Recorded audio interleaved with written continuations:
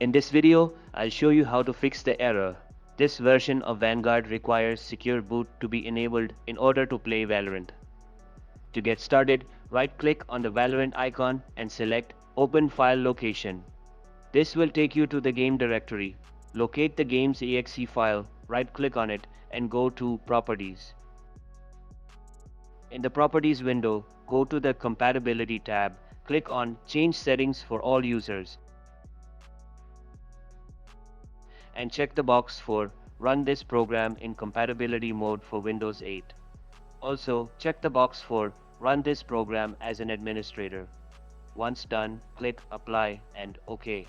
Now, restart your computer, but hold the Shift key while restarting to enter BIOS mode. Once there, click on Troubleshoot, then Advanced Options, and select Firmware Settings. In the Firmware Settings, locate Secure Boot and enable it. Save the changes and exit. Once your computer restarts, launch Valorant and the error should no longer appear. If you still encounter the issue, feel free to let me know in the comments and I'll do my best to help. If you found this video helpful, give it a like. For more tech videos like this, subscribe. Catch you later.